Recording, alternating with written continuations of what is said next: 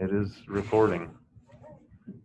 Shows that no participants other than this. Well, I just got an email that said Jamie's iPad has joined your meeting. Does that show up there? Nope. I'll just go to a gallery view here. Oh, there's some. Oh, there's some.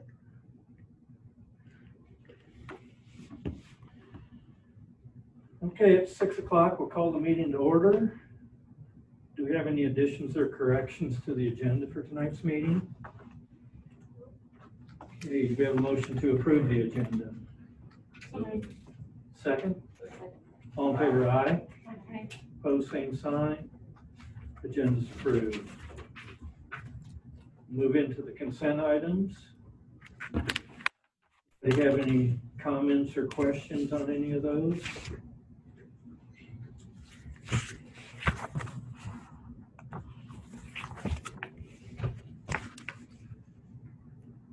What are those non-public transport? Yep. Those are our students that go to private school but live in our district.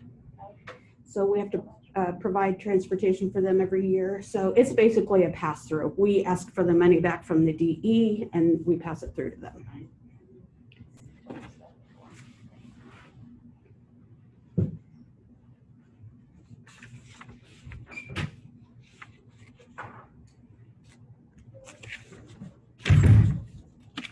Those, what were those 10 fluency workbooks? What were those? Are those elementary or are they? I believe high so. school? Maybe from your school improvement. Yeah. I think I remember, was it something that they had to have the workbooks instead of the copies? Because when the kids need to go home, they had to have those. Spanish. Was that- Well, was that's that what what it- we have Spanish. Because there were only 10 of them.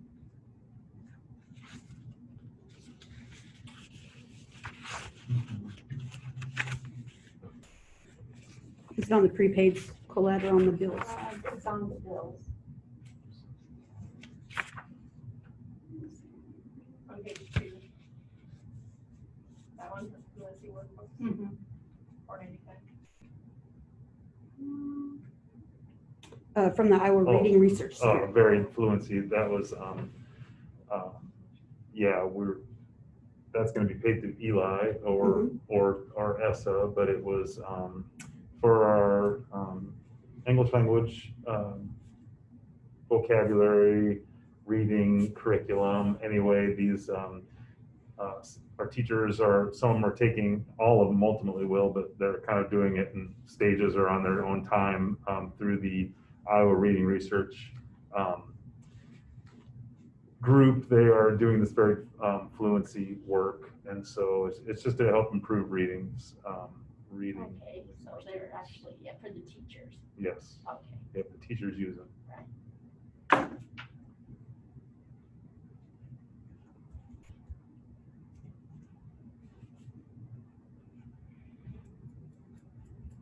So how does that work with the Edgenuity online? Does that some of that come out of like money we get from the state when we pay them or something? Yep, so each year, I think we had that bill last month, but for the ones that we always get every year, I think it's like maybe 10 licenses on the Edgenuity for the credit recovery.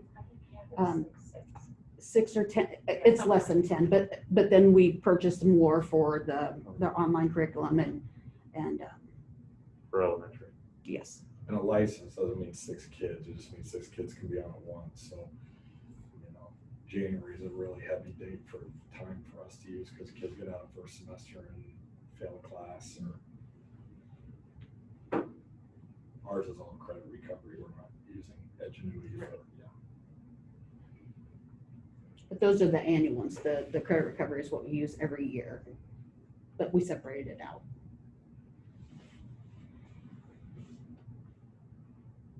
And then the gator masks, they're different, obviously. That's these Right, here. Right, I knew what they were, but. Yep. So we ordered a bunch of those. We got separate those things. for all of our fall sport athletes, so besides the regular mask, it just is a little more easy when you're Okay. volleyball, cross country, on the bus for food, whatever it may be, so we gave one to every coach and fall sport athlete.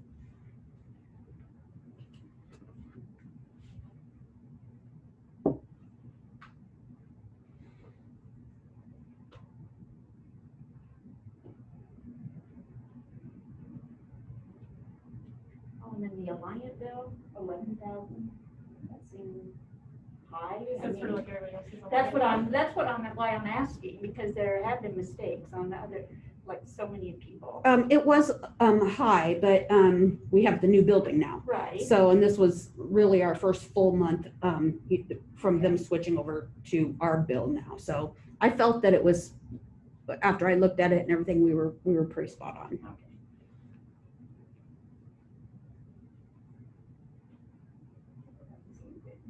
Maybe. I will tell you, when I was, I just finished up the CAR today, but one of my red flags was that our natural gas was down by about $13,000 over this year. And I can't tell you why, because, I mean, other than the less, you know, Right. and we weren't in school, but I mean, you know, I wouldn't think that that would fluctuate that much, but yeah, about 13,000 over last year. It's because they have the heat in their office. Yeah, yeah. Well, the old building wasn't Right, very efficient. Yeah. That very well could be coming back to What I help us think. out. Yeah. Plus now, you know, this is all units and, you know, all kinds more, what do you call it, more units than we had in the second and third floors. It was like boilers and things like that, right? For heating. And I'm back to the electricity now. Right. And so now we have all those extra units over here. So I think that's going to run it up a little bit higher too. The air handling units. Yes. Oh, this is kind of off base, but thinking about heating and cooling and whatever, in the old gym there, remember we were talking about putting something over those units? Because I was in a junior high volleyball game and a couple balls got stuck. In that, there's netting next to those, remember we had talked about, but I didn't know where we were at on that, or if we were. Well, we put the nets over the control valves that Right, were in the right, ceiling. and there's but then actually, there's ball in both Rear of them, guns. there's a ball up in each one of those. in those nets. Yeah, Okay. So we need them like below the whole thing, you think? well, I didn't know if we were gonna, I don't know. Well, probably, I think they were Talked just about kind of metal. stretched under the trusses or whatever, and I suppose we need to make it so they go up right, around a little further. Oh, we'll take a look at it.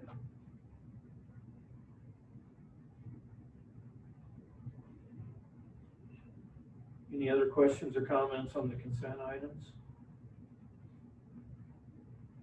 Are we pretty well done with some of the construction bills around now, Julie, or did those? Yeah, we have a few stragglers Yeah. that'll be coming in, but yeah, we're winding down quite a bit. I think pretty much done with FEH. I don't know. I anticipate that we'll probably have one more from Story Construction.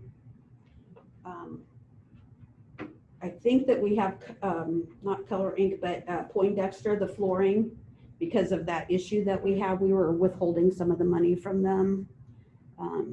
But yeah, I feel like we may have a few stragglers in or whatever. So, but once that all gets settled, then Story Construction will give us, they'll hand over everything to us basically on USBs and things like that so that we can have it for the next project or whatever. It was a little bit of a struggle at the beginning of this project trying to find all the hard copies of everything and, you know, from the years past and things like that. And so it'll be nice that this will all be on a USB and we can, you know, store it on the server and that. And so then when they do that, they'll turn over all the operating manuals, all the warranties, all that stuff to us. I think Connor might be gonna do that tomorrow. Maybe. Do you guys, are you all aware about the floor situation? We talked about it last month. Okay. Is it fixed now or? Oh, actually, it's gonna be all replaced. Oh. But it's gonna take longer than like 2 weeks off, so they are gonna do it when school gets out over the summer. And they're gonna replace, it's gonna be similar, but like almost opposite. So if you look at it, the places where it was light gray, it's gonna be the dark gray, and where it's a dark gray, it's gonna be the light gray. Just because it kind of shows a lot of scratches and stuff. And so since we have a chance to redo it, we're gonna swap it. So it should look cleaner and just fresher. But it'll be the same pattern, just the purples will stay purple. But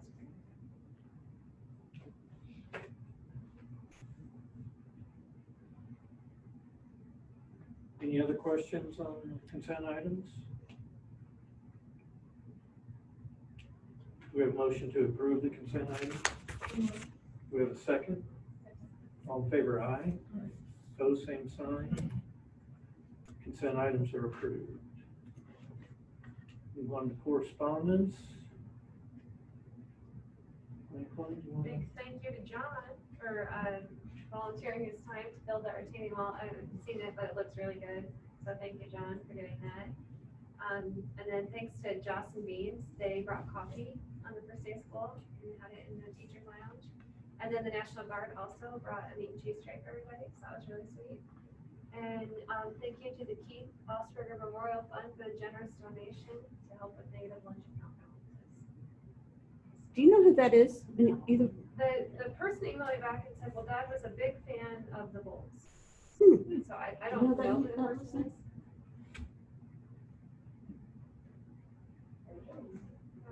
Nice of them. Okay. Doesn't look like we have early learning center report. Nope. Next item on the agenda is the public forum. So if anybody's out there watching on Zoom, if they want to chime in and try to get them in.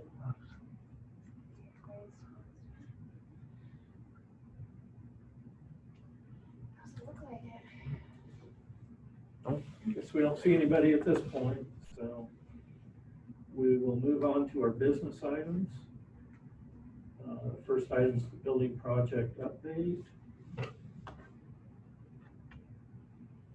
See, we've got our monthly cost summary that's been updated by Story. Looks like Jamie's gonna be here next month. Yeah, I can talk a little about that. So remember last month we talked about getting maybe FEH involved with a building project or looking at something for the complex? Well, I visited with Jamie, and actually Story has their own architect that can help us. And so I'm gonna meet with John, and Colette isn't able to join us next Thursday, but John and Zach and Rob and Jamie, and then their architect, his name is Jeff. And we just are gonna talk to him about like what money we have left from the insurance to go as kind of seed money. And then to just really start talking through what is it that we want out there, what do we need to replace, what do we want to replace it with. And then one of the things Jamie explained was that using like one of Story's architects, they understand our budget and they understand like we want it to look nice, we want it to meet our needs, but like they can look at it and say, well, we could do that with like maybe a Morton building type instead of a, built with sticks and that kind of thing. And so he said, just getting a vision of what we kind of are wanting, then they'll take it from there and then go kind of come up with some sketches. And then both of them will come back in October and then go to the board and share like, here's the starting point, and then what do we do from there? Do we get community involved, or what do we need to do to get going? So anyway, but they want to meet just with a small group first and then kind of get it put together. So, and any of you can come that are available. I think I said it was next Thursday at 1:30, but I know some of you work in town, so you're all fine, welcome, but just, I understand you have to work too.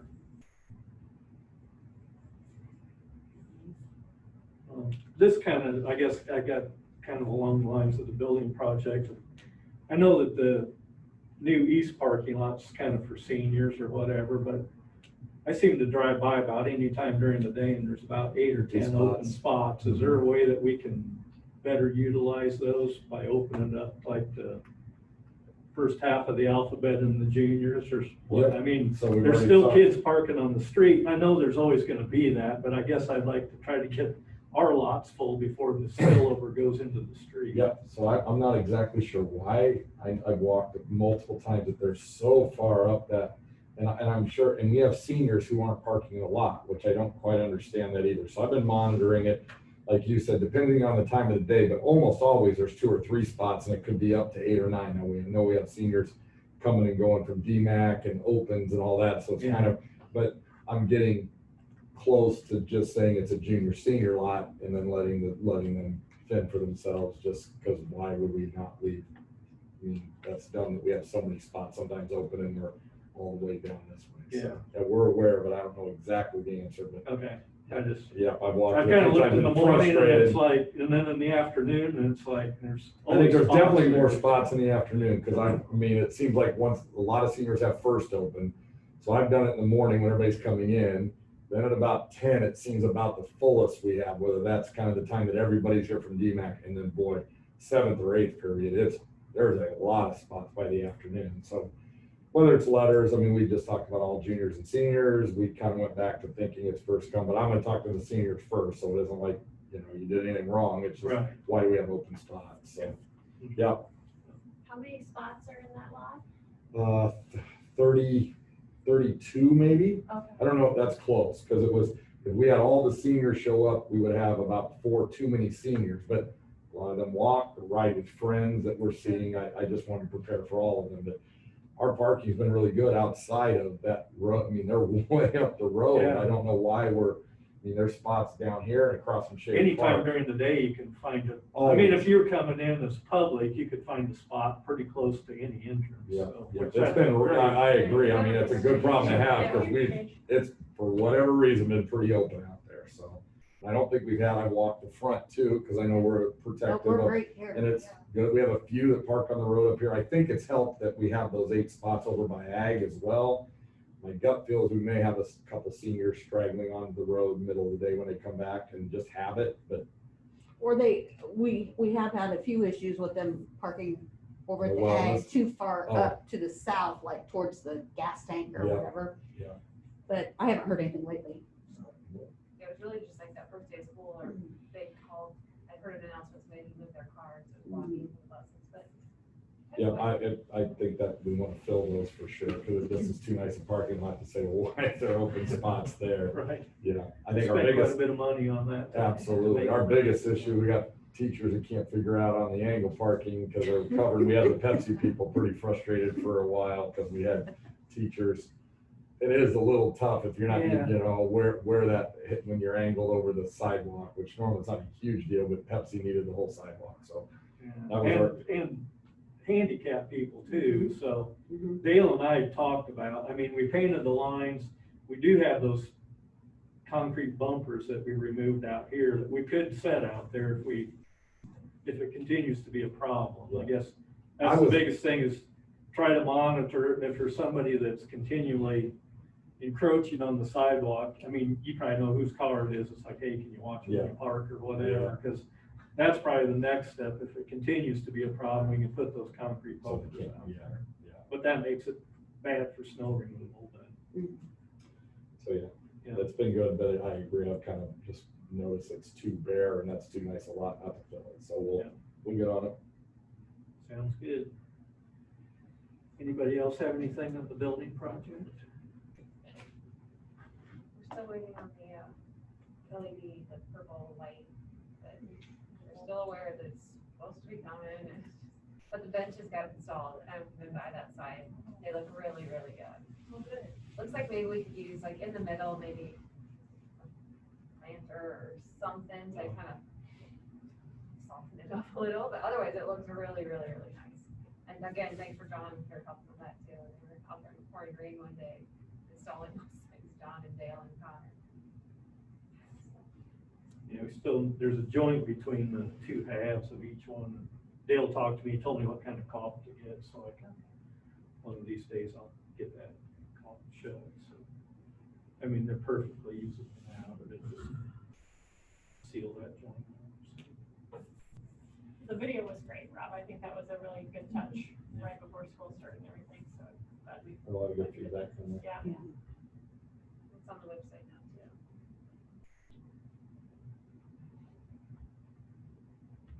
Okay, we'll move on to principals' reports. Rob, do you want to go first? Absolutely. Brief I saw, so that'll be me for sure. Homecoming week next week, and it was that fine line of what we can and can't do. I worked with the student council a couple different times and their leaders. So we're going to keep a homecoming court that's actually going to be announced tomorrow. We're doing homecoming pictures for the paper on Friday. We will have dress up days all week. That was an easy one. That doesn't affect anything. The biggest one were probably like anything in the school that had our entire student body in it. So we're gonna do something, I think, virtually on the Friday for about 30 or 45 minutes, and we're still not 100% sure, but at least there's something. The biggest thing, we're gonna keep the pep rally on Thursday night next week, and do it out at the complex, 6:30. I'm sure it'll be under an hour. They're just trying to introduce the teams in the court, and cheerleaders do some cheering, so it'll be at least outside, out there, and then no dance, and yeah. So met, the principals met today in our conference, and there's 1 out of 14 schools that are holding some sort of dance. There's a couple kind of creative things and people are trying, but we're right in line with what everybody, it's just the kind of the guidelines that we're using. So we're gonna celebrate the best we can and hopefully have a spirited homecoming the best we can. I will say, the collaborative spaces have been, they're gonna be awesome once we get through this pandemic, but in the meantime, they have been just in the first month of school, being able to cut PE classes in half and have them go to collaborative space, having rollover for Bolton wind time for kids, morning, it just, I don't know how great we're doing in groups of 2 in some of those spaces or even 3, but to be able just to space out has been so, they're utilized all the time. If you walk through our school, you will see people academic, online, open, half the classes just spreading out using those. So those have been awesome. In the classroom, I think the biggest thing I've noticed this month is a lot of pre-assessment. I think we had teachers do a really nice job of before I make a plan for when they walk back in the room, since we haven't had them for 6 months, everybody did a lot of pre-assessment, trying to see what we lost, what gaps we had. I've talked to many, and it's just all over the board. Some people say, I know that student didn't do anything since March and they've gained. So who knows? And other ones say, they were on all spring and they're just still struggling. We're definitely concerned about social emotional. There'll be a survey going out to our kids tomorrow. 20, 25 questions. Travis Dennis and I put it together just to get a feel where they're at. Not just about the COVID safety, but back friends, and we have a lot of new faces, and it's tough to gauge with these masks on every day, just body language and how kids are doing, because you don't see a smile and you don't see the high five. And so we're going to do that and then assess from there, just like we do everything else, the red, yellow, green, who's struggling, who do we need to get an eyeball on and have some conversation with. It has been great to have fall sports start. So as nervous, and Zach and I spent a ton of time trying to get that return to play and exactly what we wanted and sending it out to schools. And it's kind of happened. We've dodged a lot of bullets. There's a lot of sports teams that are pausing, canceling. Every day I'm getting double-digit emails about people looking for volleyball, football, cross country. So I know it's out there. We've had it, but not enough that we've had to shut anything down. So it's just great. I just talked to our team again tonight. Be blessed. We got a practice today, and hopefully we get a practice tomorrow. If we get a game, it's just gravy right now. So just enjoy every moment we have. I've been proud of our kids.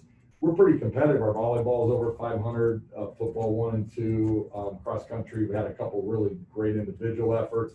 Junior high volleyball hadn't lost yet, and the football won their first. So there's a lot of really good stuff going on. Our kids are excited, and it's just good to see them out and doing that.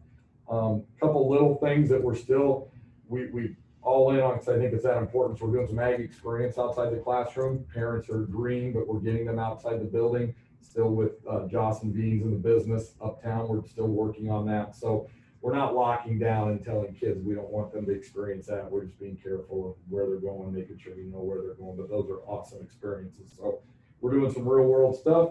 And I'm sure Jason will say this, I just feel every day, whether it's from the AD or principal, it's just COVID. It's still, any way you look at it, everything we're talking about, whether it's distance learning, kids quarantined, teachers trying to figure out how to do this. Everything revolves around COVID, and that's okay. At least we're in building and getting things done, but it's hard to really move forward. But I guess right now maintaining is a good thing, so at least we have kids here. But it's been a challenge for us, and I'm sure it's been a challenge for Jason. So we're still changing things. We're still doing things different around COVID, and making just little tweaks as we go the best we can. That's all I have. Questions or anything that's going on that you're hearing about? Or Well, I like the little graph or whatever you put in here, telling how many absences. Mhm. So were those, all those 18, were those all, that's all, that's just for COVID Yeah. cases, I mean. That's just, But- that's just COVID kids. So some, and we'll get to that when it's my report, but all, we got that template from Heartland. And so we're just gonna update it weekly with, just our stats. And then it's actually live on our website now. If people got on it, they can see it. It'll just tell you how many kids we've had test positive, how many staff members we have test positive, and then it'll tell us how many are out due to a quarantine or an isolation or something. We're finding some struggles there, at least us. We're getting a lot of people self-quarantining or self-checking until we haven't sent them home. Just maybe they felt like they were in contact, so they're just keeping them home for a few days. I think that's great. Our teachers are trying to figure out, are they sick? Are they long-term sick? Because they're not on quarantine and they're not on the COVID list, but they're home because of COVID. So again, it's just trying to figure out, our staff kind of feels like they're 3 and 4 directions. How long am I working with this kid who's quarantined? This kid's been out for 2 days, but he's not on the list. How much longer is he going to be out? So, you're just pulled in a lot of directions, let alone the positives, or, our distance learning 612 is Dennis, Travis, and I. So that's kind of taken off the teacher's plate, which has been good, but we're still muddling through, and it's just over communicating the best you can about what's going on with kids. But sometimes I've got 2 out there right now that the parents have called them in sick, and now they're going to online learn, which I can't tell. So I've left a message. Are they sick and you think they're going to learn online for these days, or are you done and you want contacted because you want to change over to online learning? I think there's still some confusion out there what online learning is. So we're just going to keep grinding and communicating it. So That's gonna get worse this winter. it'll get worse before it gets better, because the flu is going to hit. Am I out 6 days because of the flu, or am I, quarantined, or I have the flu, but I think I may have COVID, so I'm going to test. And I mean, it's just, and as frustrated as I get, I can imagine in the classroom, they're getting told, they're trying to get it done with the people in front of them. And I keep telling them, your numbers are going to be shrinking, and you think it's bad in week, what are we in, 3 or 4? Try week 12 here. What's going to happen? So I passed it on to Michael, but I have heard a few more since I talked to you. Quite a few positive comments from parents at games about the communication from the district. So that's a nice thing to hear. So I'll pass that on. I felt like mask-wise, we were just talking about, there's some schools that are not doing student sections at ball games, and we made the choice to go ahead, but you were masked up 100% of the time.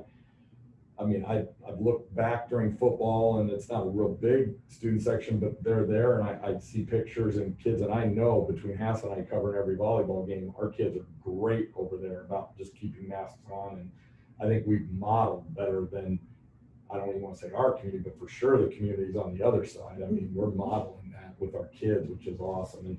And I've dealt with more than, hey, get your mask up. I've really dealt with 2 or 3 students that I've really had problems with, and one we've just put on online learning because I'm not going down that road. If you can't wear a mask, and he switched over today because that's kind of what we said. If a teacher or a kid can't figure it out, you're not going to be in this building. Right.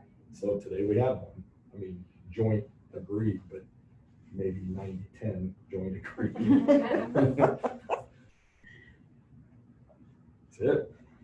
All right, so I guess I'll start by saying, that I couldn't really be proud of our kids for their mask wearing down in the elementary, and just overall, in general, following the safety plan that we put in place, the health and safety plan. Very few of our kids, mistakes happen, right? They come in from the ones that eat in their room, leave their room, somehow they make it all the way to outside without a mask. They left it in their room. And they don't get caught that way. And then they come back in, I'm like, you need to put your mask on before you come in. And they're like, I don't have it. And left in room. But that's very, very rare. Kids are getting off the buses with masks, they're coming in. They're just doing everything that I think society thought they wouldn't be able to do, right? Kids can't wear masks. they haven't balked at it for the most part. So our young kids are doing a great job that way. And our teachers are, you know, we talked about mass breaks and we get those opportunities for kids. And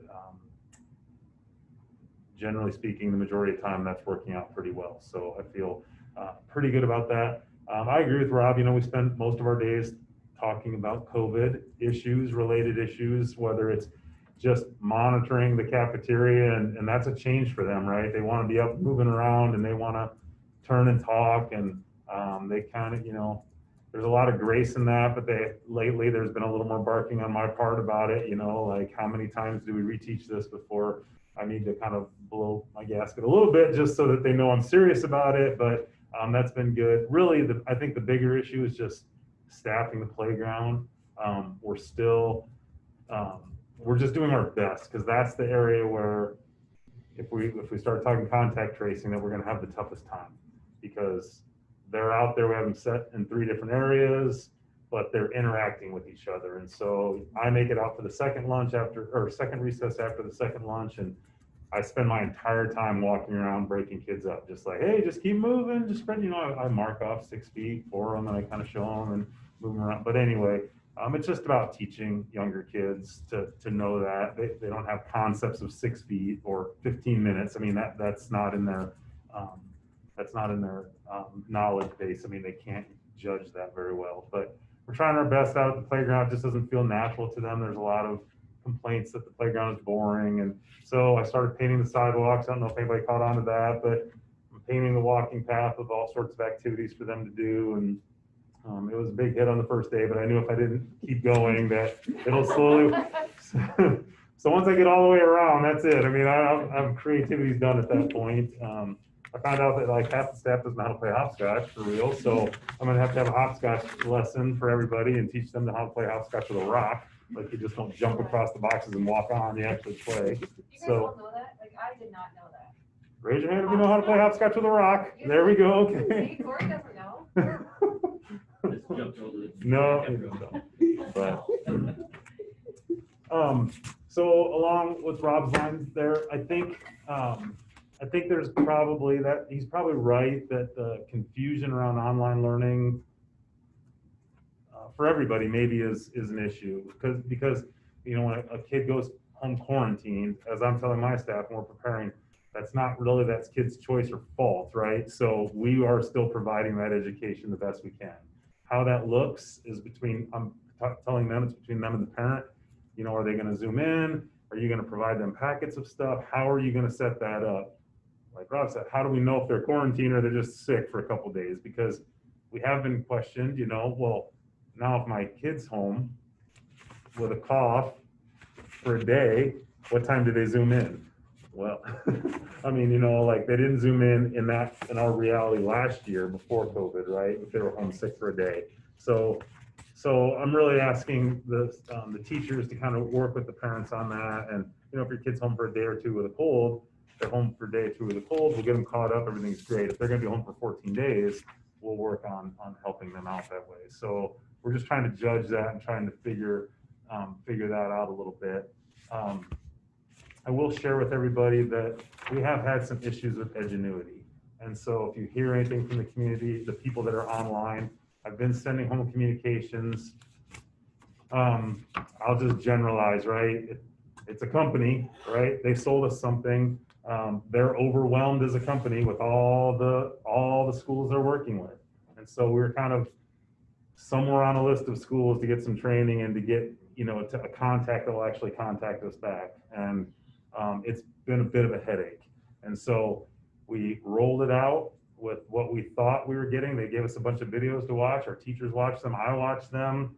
I felt that some of it pertained and some of it was way over my head without being able to actually sit and have somebody show us through it. So we got it going. Now we have another issue. So what we're finding is how it works is a kid takes a screening assessment and then it builds them a path. What we're finding is the path that it's building them is either way above their abilities or way, way, way super low. And there's many reasons for that. Josh was able finally to talk to someone at the company. They believe that the validity of their screener is questionable. For example, it's only 8 questions. If a parent helps a kid with one of them, it potentially puts them up higher. So I believe just by nature as a parent, oh, I'll help you with that. Here we go. But they don't quite realize that the screener is trying to build them a path. Next thing you know, they've helped their kid with 8 questions and the kid's doing 12th grade stuff, right? And they're a 3rd grader. So since there's no way to monitor that validity of that screener, it's just really causing some issues. And a lot of parents are concerned about that. Their kids are out of their minds. They can't even read the passages. And so I sent out an email today. Josh he was able to spend some time with somebody.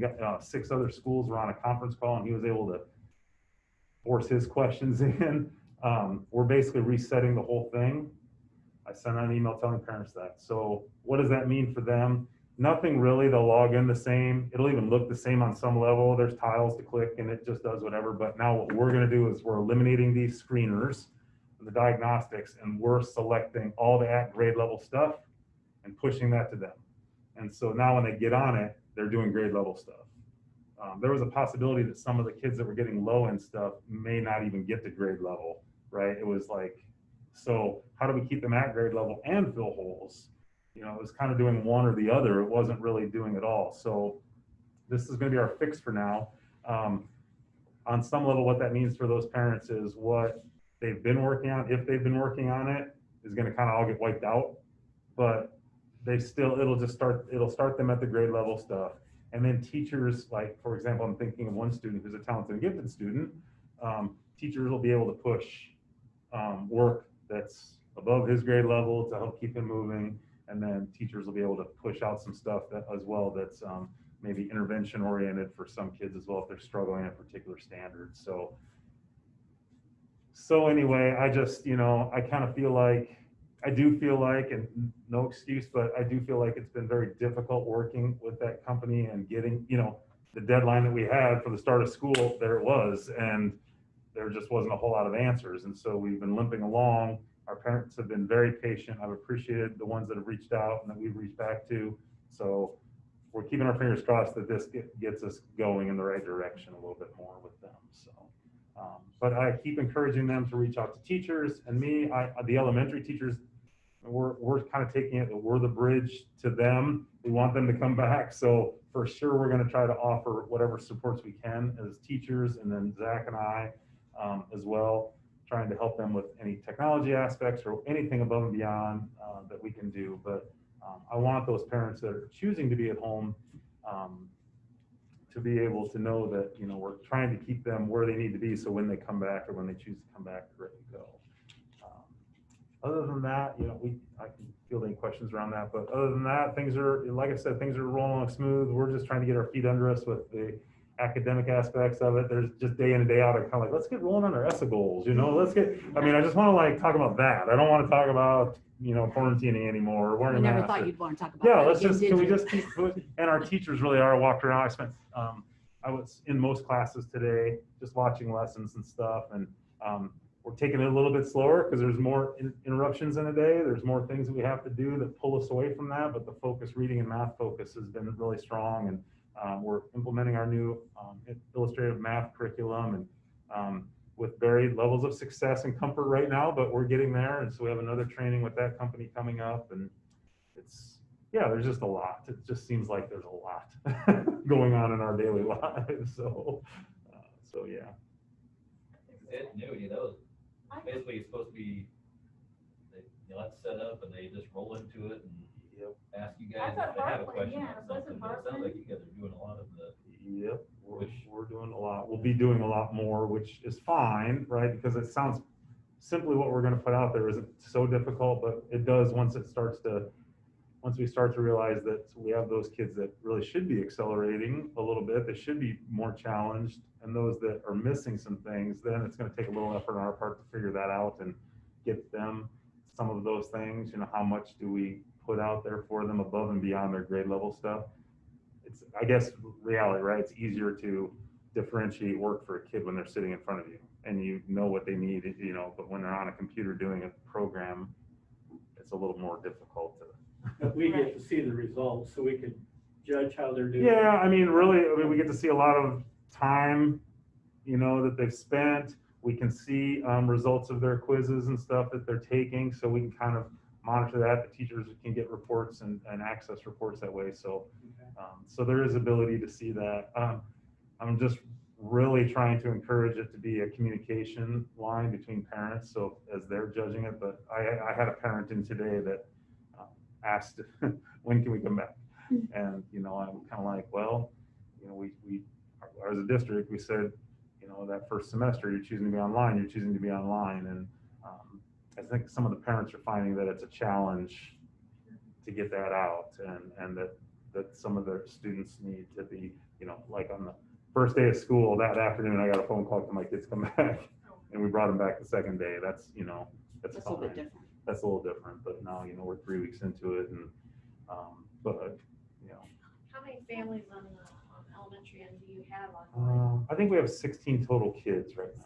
Yeah, 16 total kids, less families because there's a lot of brothers and sisters. Right. But yeah, so it's not a huge number. It's a couple per grade. That, you know, 2, 3 per grade. Really, that's. So do teachers look at that like on a daily basis? Would you say? They all do it a little bit different. They can set up their reports differently to see where they're at with that. The report comes to them. They can set it up to come on a weekly basis or a daily basis. You know, it kind of shows. Zach and I monitor a lot more of just.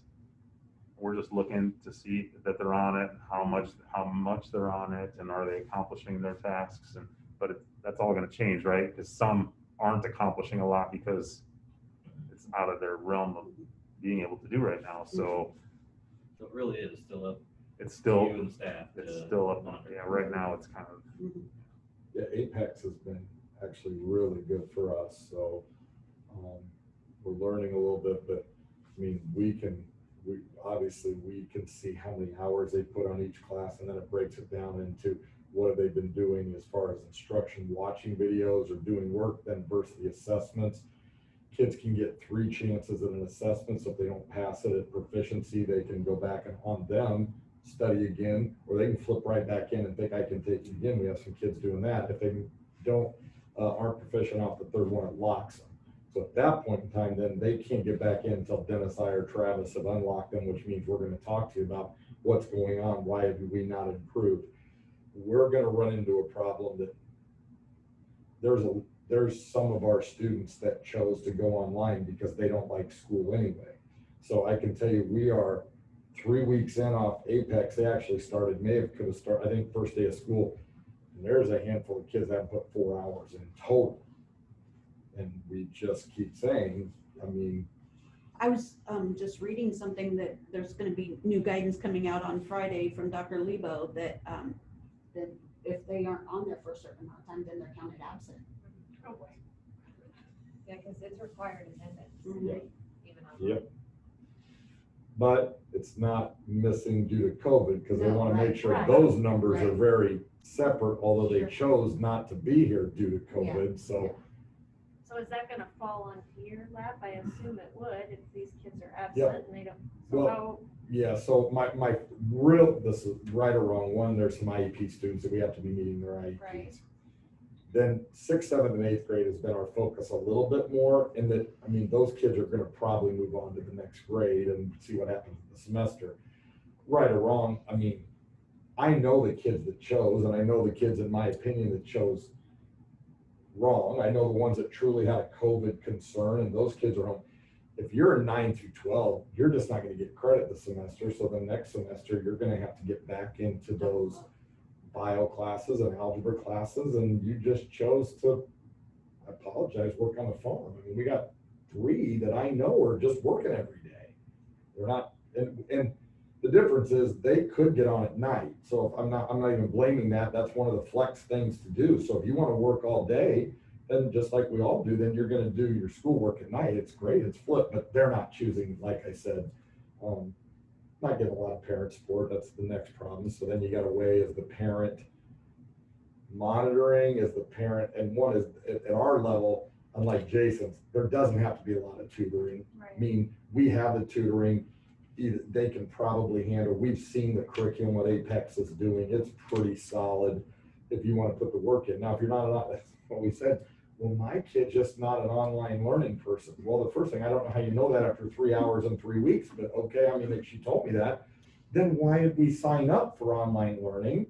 Because our friends and our girlfriends are not online. I mean, they're just making the choices. So I have less empathy, sympathy than Jason. I mean, we're in different boat. I've got a couple middle school that Dennis is working pretty hard with just to try to make sure they're in the special ed kids. We have a disproportionate number of special ed kids taking online than what we have in our, you know, like if our, what's our sped, 20%?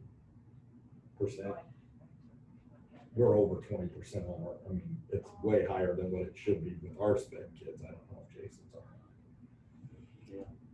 But ultimately, if they don't log in and they're missing too much, we do just turn it over to the county attorney for truancy. So. Yeah, we've been told, yeah. Not during the, I mean, I've already voiced a concern and I can tell I almost get laughed at right now with our county attorney. But because, I mean, it's like, where am I going with it this semester? But they did say, not the county attorney, but the person I work with said, I mean, if you have a high school kid, you know, they're just out running, let us know. But I mean, you're gonna have to log it. I'm like, I don't even know for sure. Yeah, like Lebo has something on Friday. I don't even know how we're coding it yet. Yeah, they said they gave you some tips also how to monitor it, you know, like a mandatory questionnaire every so often, and they have to answer that. So then you can tell that they were online at this point, and then they were online at this point, and then they were, you know, and just throughout the whole day, you have like maybe a mandatory question here or there that they have to answer. So I got that they were online. And I got two different answers on that because I asked, does it matter if they're in during 1st through 8th period if they put in 4 hours a night? And for the most part said no. I mean, you're just logging the hours if they're staying up on it. Sure. My bigger concern are the kids that are quarantined. So then our teacher Zooms for them and then they don't show up. And that's a concern either way, but I don't know how to log that. You know, it's like, how are we logging quarantined absences, whether kids are showing up or not, to what's expected, whether it's Google Docs or Google Classroom or whatever. But we're just trying to figure it out. And there really are, there's a Zoom at 2:30 on Friday that's supposed to cover all this stuff, so we'll see. But we just got that email today and what Julie's talking about. Stay tuned, maybe we'll know more Friday at 3. Don't stay at. Jason, are most schools using that Ingenuity for the grade school curriculum, or? I can't say that most schools, but I know they're listening to Josh when he does get to talk. There are many schools in Iowa that are using it. Colfax is using it. So, were they having the same issues as yeah, they're having the same issues. Because I thought they kind of talked about that like statewide, that was gonna be like, Right. the AEAs were pushing that. Well, they gave us a deal on it, didn't they? I think they cut a deal to the state to try to get us to, you know, that'd be a way to, but, you know, it's kind of interesting because like, if you think about Edgenuity, Apex, I haven't looked at Apex, so I couldn't tell you, but even the IXL program that we have at school, they're almost the same program. And now my son, a college student at Wartburg, has a program called Alex that is the exact same thing. I mean, he takes an assessment at the beginning. His was 90 questions. He bombs it royally, right? And this is what you did good at. This is what you, and then he's expected, he is expected by his chemistry professor to be on there about an hour a week doing the math stuff that maybe he wasn't so good at, and then she pushes out all this other stuff. So, and then he gets some instruction, and then he answers 3 questions in a row, right? And then he's an expert at it, and then it moves on to the next thing. I mean, I'm just like, I've sat there with him, and I'm like, it is the exact same thing as Edgenuity. And so, you know, if you watch a video, you do some practice, you take a quiz. And so they want kids to be online for a certain amount of time. I mean, I'm a little concerned, and this is one of my questions I have for Edgenuity, is I look at a report that shows the amount of time kids are on. If I'm kind of thinking about attendance, I'll just talk in generalities. So like this says total, I'm just gonna tell you what this category is, total session time last week.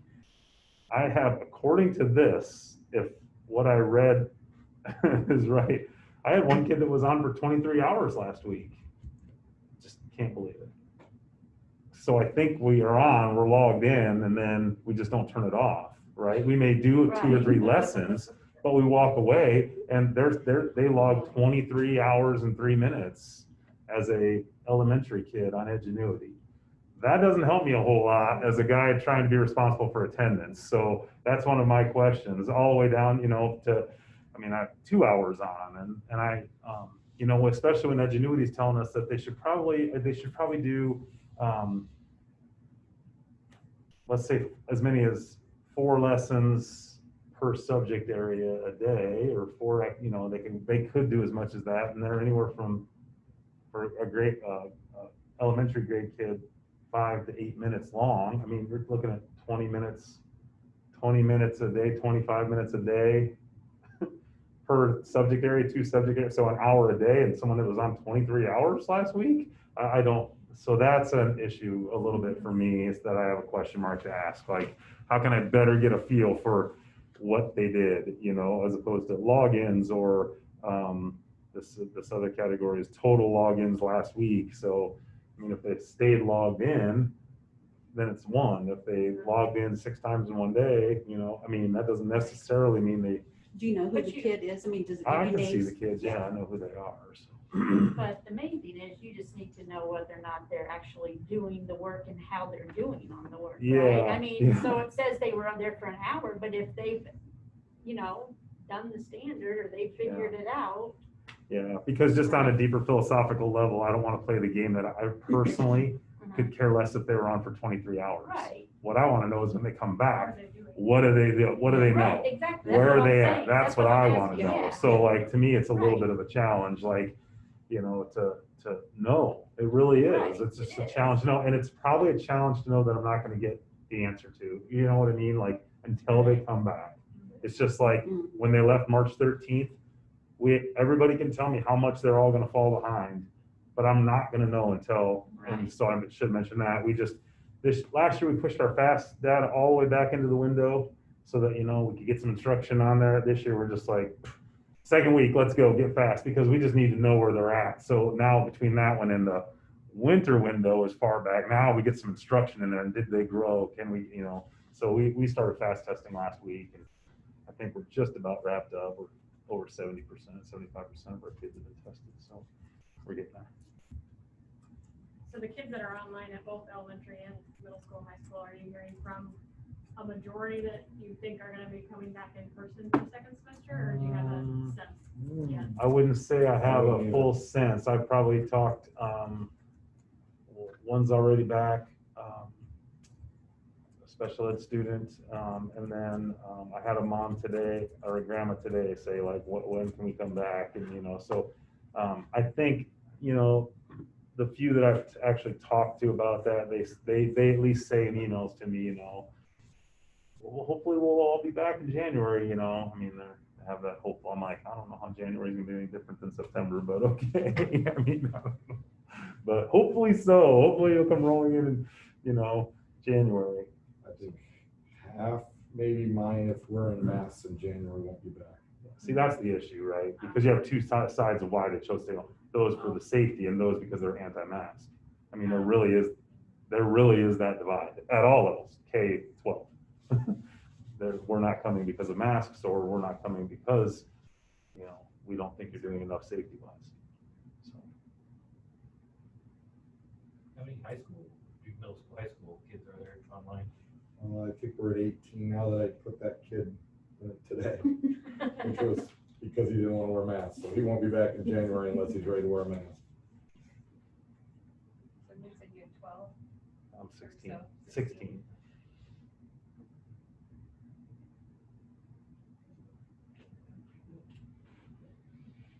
Any other questions for our principals? Thank you. Next item on the agenda is our nutrition report. There's a link there that we can open up and look at last year's.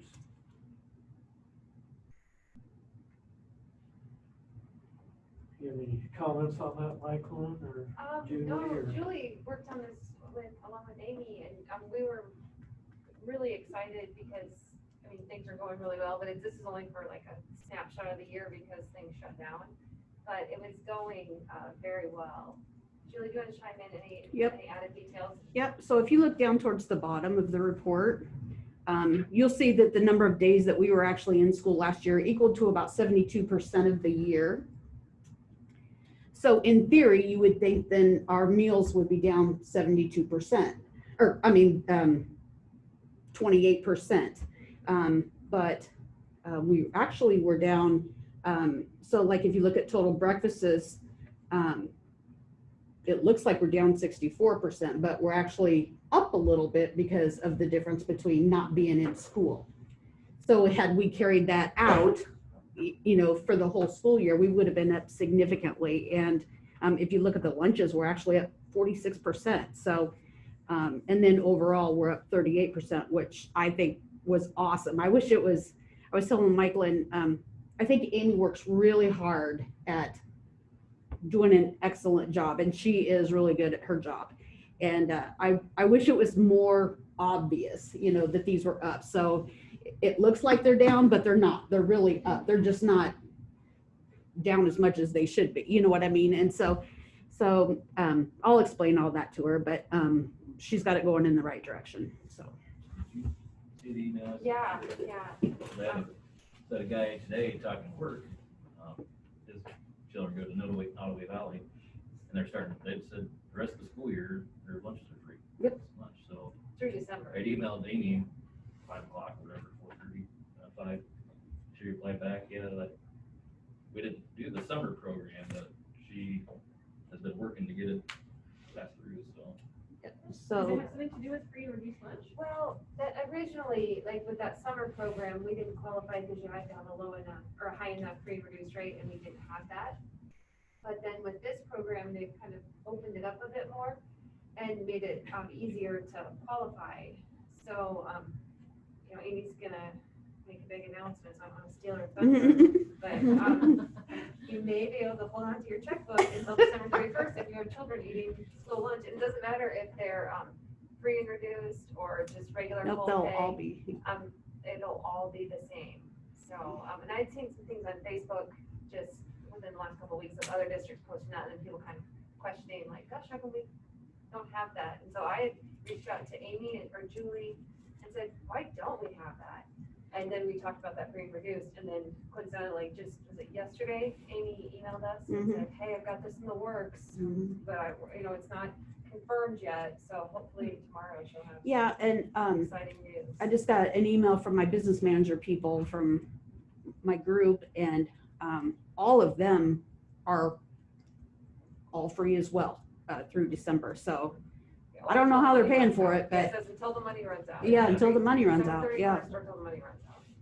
So, but everyone that I've seen is saying, yep, we're on it. And so, yeah, they relaxed. So if you remember, when we applied for it, your free and reduced had to be this certain percent.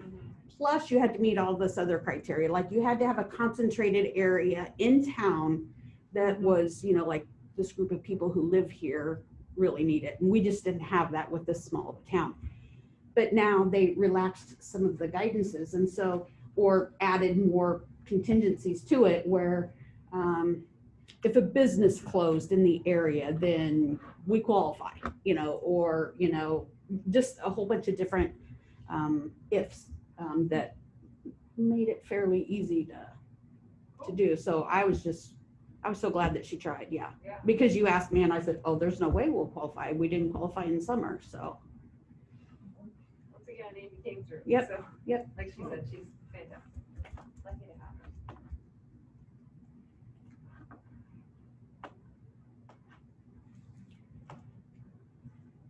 I think you'll also notice there with the free and reduced numbers. Oh, that might not be on there. You might not see that because I may have just given you the totals down there at the bottom. Yeah, so last year we had several way higher than this that were free that moved more to paid or reduced this year than we had last year. Like we only had like 9,000 meals free for lunches this year, where it was in it was well over that, so that was a good sign too, that, some of our frees have moved to reduced or paid or whatever, because then that means that their incomes are better, and so. Now we'll see where this lands us this year, with the COVID and all that, so.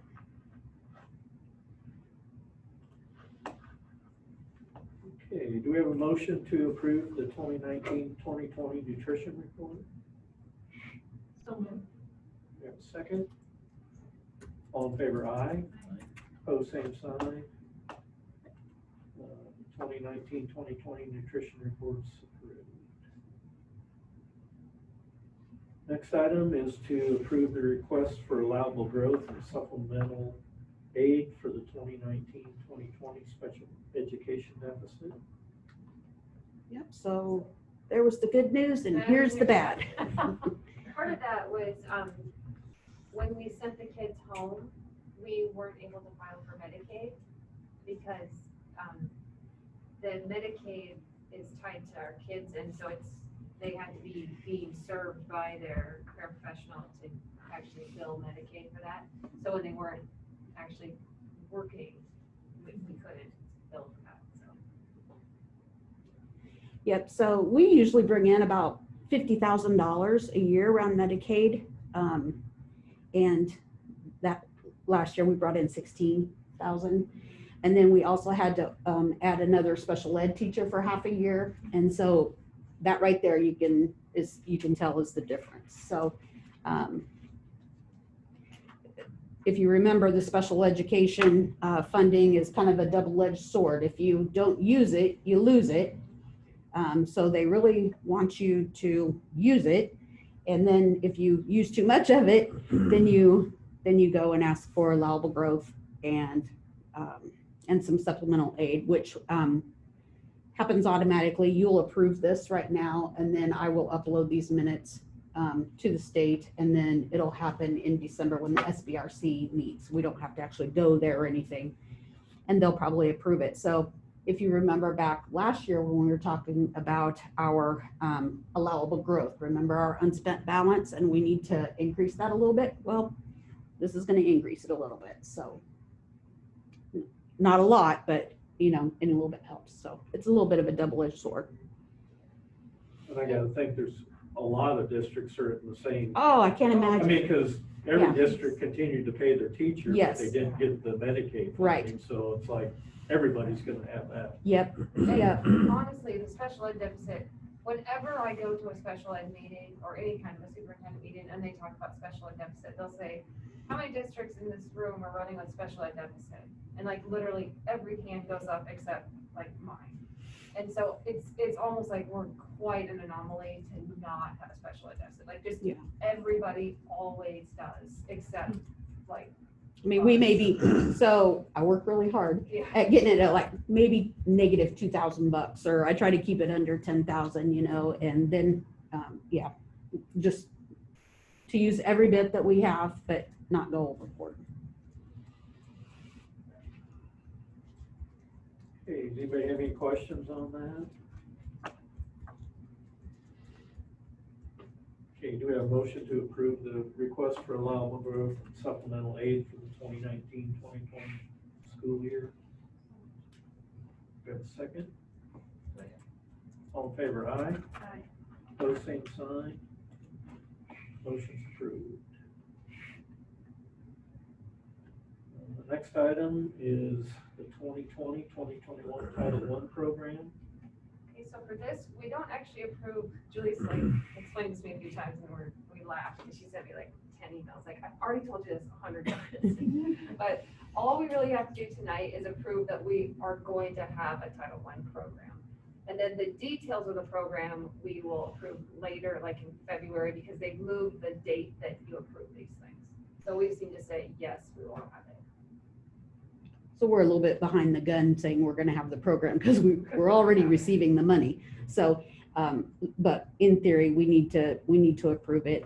But they changed the application to like in the spring of the year as opposed to when it used to be. And so we'll bring this back to you again, probably in February for the following year, and we'll get back on track. we have a motion to approve the 2020-2021 Title I program? Do we have a second? All in favor, aye.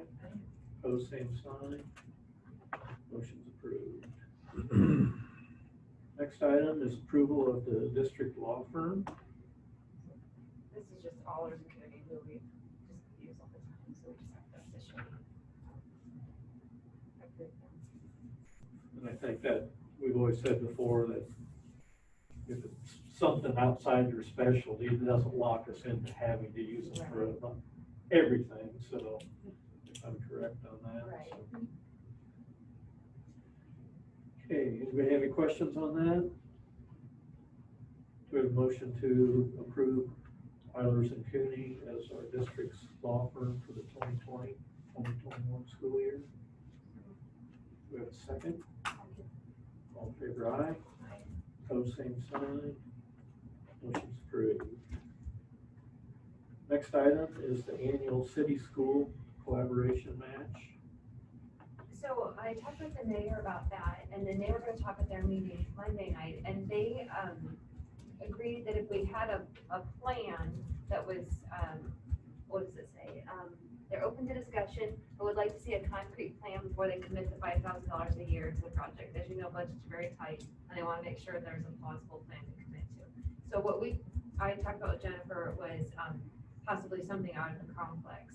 So like if they were to pledge their 5,000 and we were our 5,000, that'd be, 10,000 a year for 5 years. That's $50,000 that we could apply for that project.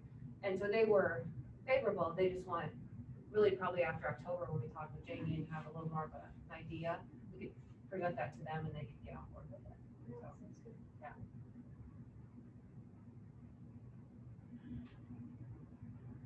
We want to go ahead and approve the 5,000 with, just to set aside for a future project, or do we want to wait till we have a project, or We have, what are how your much do we have thoughts? set aside? Oh, Like, do that in a work session or something, right? we do. It's, that's what you find in your capital assets. And so, give me a minute and I'll find that. I think it was.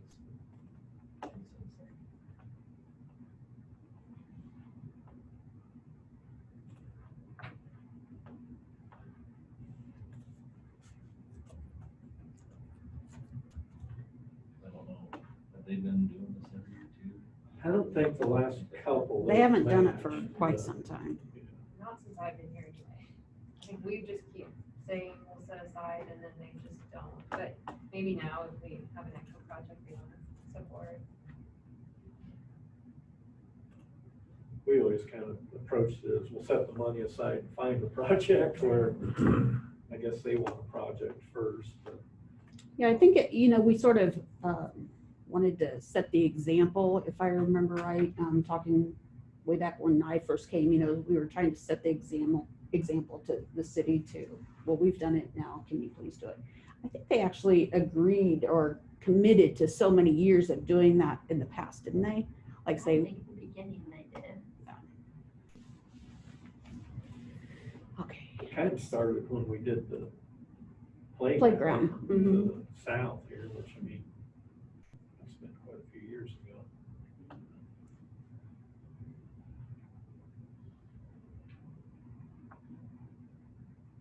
Just thinking if they had been putting money aside, they'd been keeping track of it somehow.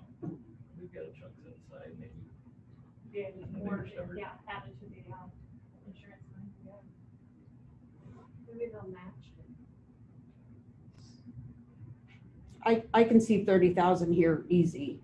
I think it's more than that, but just what's in front of me right here as a, I don't know, I'd kind of like keep going with it. The Continue project to out Put it in. complex, yeah. Okay. You want to make that motion? I will make that motion. Okay, we have a motion, do we have a second? All in favor, aye. Aye. Opposed, same sign. Motion's approved. The next item is 2020-2021 district enrollment. Early look Kind at of that. a little bit of stick. I wanted to just get that out there. And this is not official, count day isn't until October 1st. But just, I asked Janet and Angie, just where are we at? Just count the kids we have at our school right now. So K through 5, we were at 212, and then 612, we were at 226, so 438 total, which is up 20 kids from last year. So hopefully they all stay and Stay until October. October 1st. Stay until October. Stay forever, but especially For until sure. October 1st. Yeah. And then we didn't even get our preschool numbers in there yet, because they vary, you know, and they only count as a half a kid and stuff. So this is just our K-12 kids. So that was exciting. And like Rob said, there's a ton of new kids, and, you know, it's hard to see them with their masks and get to know everybody, but there's a lot of new faces. And, you know, we could kind of tell that at registration. And over the summer, it seemed like I was getting a lot of emails just asking questions on how do I enroll, and so it's been an exciting time. So kind of almost thankful it wasn't last year when we had nowhere to put kids. Yeah, yeah, really. So yeah, that's just for information. I know we talked about it before, about contacting the new families to our district, just maybe after the first month, especially this year, with just to kind of touch base with them to see if they have any questions or that. I mean, that's just kind of a nice personal touch to do. So. Yeah, and actually, just a side note to that, I was in contact with the Chamber of Commerce, and they've started the idea again of trying to put together like a welcome basket for the new member or new community members. So we've talked about what could we put in there, like a Volts magnet or a koozie, or, you know, some Voltsy thing to just welcome them to the community. So is that something you think we could do? Is just Yeah, sure. reach out to the new, identify the new families to the district? That'd be great.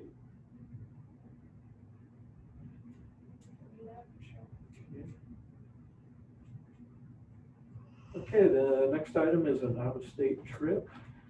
Yeah, so Ms. Applegate shared all these documents with me, if you click on that. And really all that she wants is just permission to start having the meetings. It's not this year, it's June of 2022. And so, of course, COVID could play into this, but the EF company has lots of insurance and cancellation policies and that sort of thing to protect the kids and their money.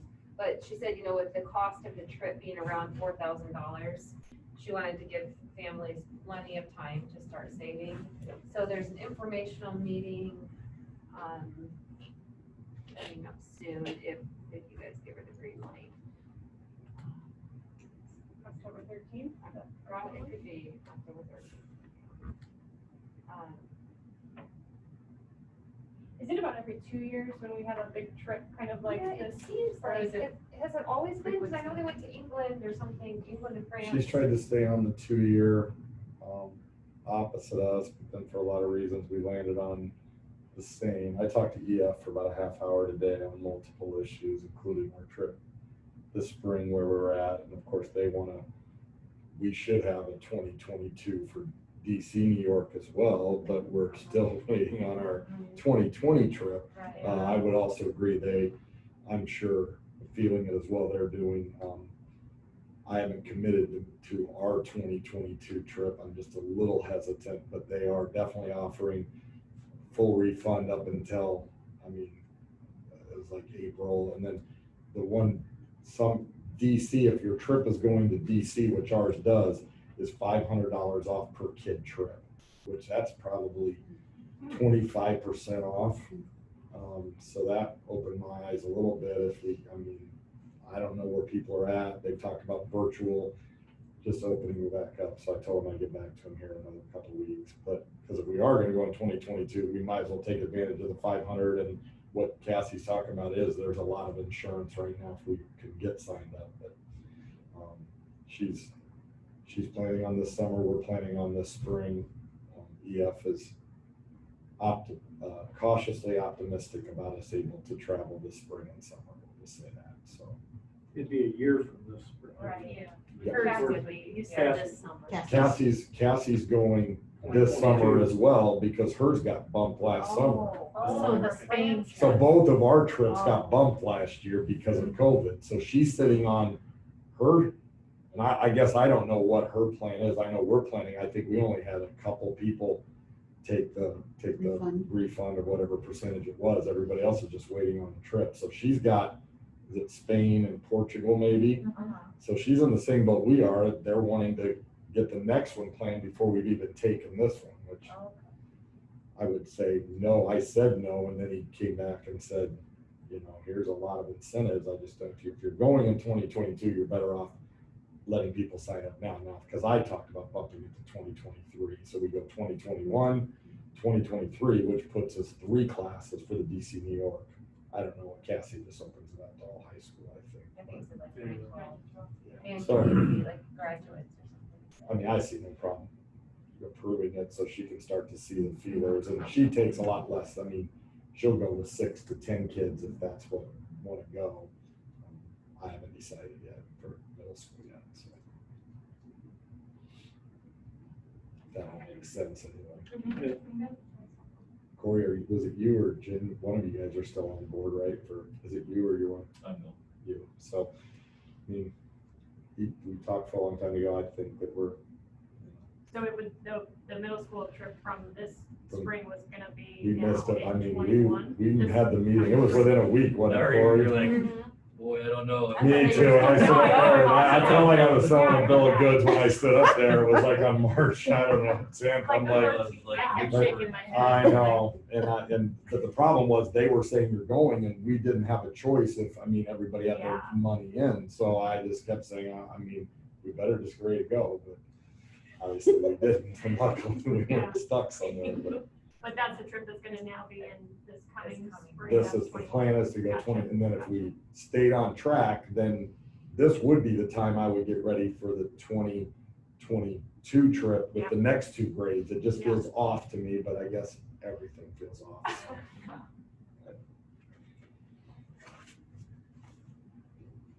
Okay, do we have a motion to approve the out-of-state trip as presented? We have a second? All in favor, aye. Opposed, same sign. Motion's approved. Next item is open enrollment. So, We got an open enrollment out application. and this one, I think we should approve it. We got an email from Ballard, from the district, and they said that, this little kiddo had gone to preschool at Ballard. They actually live in Baxter. They went to preschool in Ballard, they were in kindergarten at Ballard, and because they didn't have kindergarten roundup and parent night and all those things, it slipped through the cracks, and they didn't even realize, the district didn't realize that this kid was an open enrollment kid, and the parents being their first kid, they didn't even know. And so Ballard's like, we completely own this as our mistake, but I feel like it's the right thing to do, just to approve this open enrollment. So it's. Didn't we have a kid that was in that same situation the other year and we, like another school didn't want to, Oh, I don't know. Oh, for sure. Sure, yep. Maybe we can split it half and half. I don't think it was valid. Yeah. Okay, anybody have any questions on it? Do we have a motion to approve the open enrollment out application as presented? Do we have a second?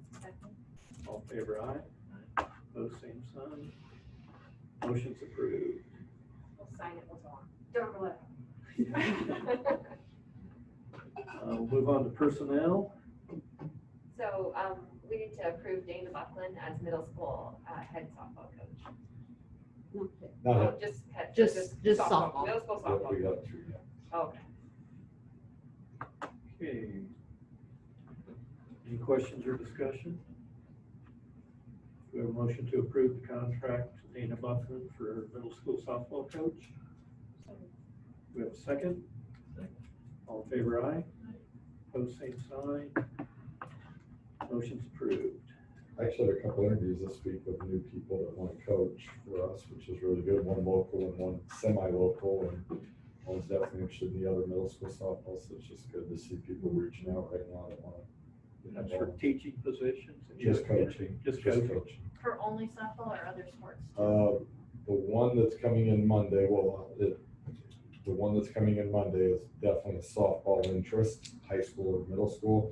I have another one that's a senior at Iowa State or West Marshall grad or something like that wants to coach anything. So the worst is right now. Everything? Wants to coach everything? Almost everything. She was pretty excited. I didn't throw out wrestling, cheerleading, or play, but and really, Julie and I went over it with Zach this week. We're still trying to get a handle on who we have. Julie has a handle. I'm trying to get a handle, but there's not a lot of open positions to fill right now, which is really good. So I blame you on that.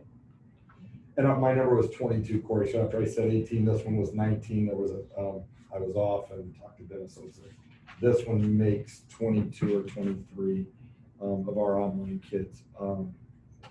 Yeah, 22. This one that I got going today was 22. Just I just want to make sure we're on the record on that number. So that's about 42 kids, and we have about 420, so just right at 10%.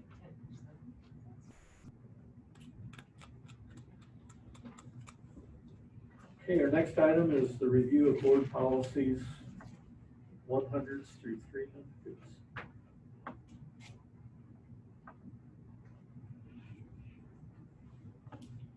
Michael, did you have any, or Julie, anything? Looks like there's Just that Title IX one.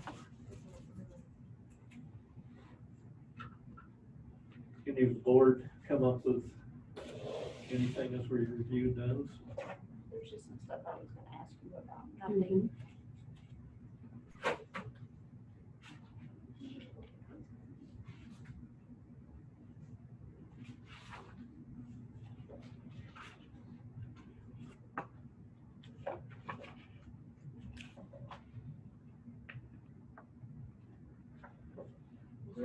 The organizational meeting changed. Yes. November. Okay, there's one in here that still says September. Okay. Give me the number. 201.7. I thought that probably just has, do you think that maybe that hasn't been updated? Yeah, it still says. Like, 17, so I may have changed it on our electronic Okay. from when we changed it, but you don't have an updated one, so. We can make sure we get But you're leaving those here with me anyway, so So they'll get all that, changed. those sections will get updated Yes. at this point. Yep. I didn't bring mine, I'm just drop it in the office sometime. Yeah, whenever. Anybody else have any things that they found, as they look through it?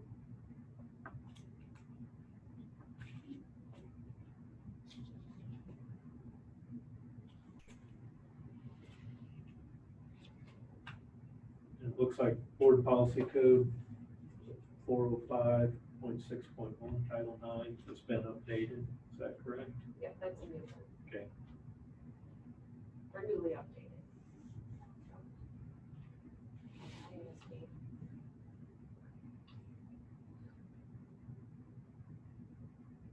Did your Chris's link go away? Yeah, but I had it open from earlier, so I have it. Yeah, just one, like, Yeah. Yeah, I don't have a link. I don't know what happened there. Like, the link was there. Magic. Yeah. Because it'll link everything. Here, I'll put the link back in.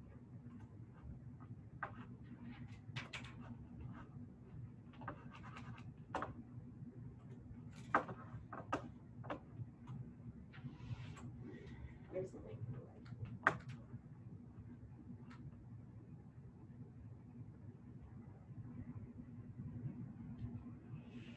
And for some reason, you have to scroll down. The first page is blank.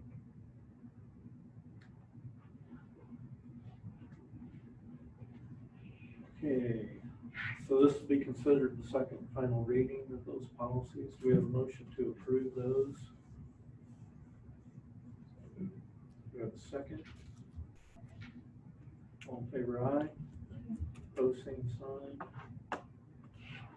Board policies have been approved.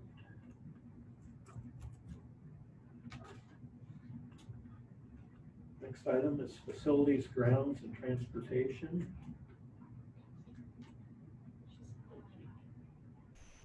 we have a plan on like the cleanup and stuff out at the rec? I mean, there's still kind of piles of buildings and that.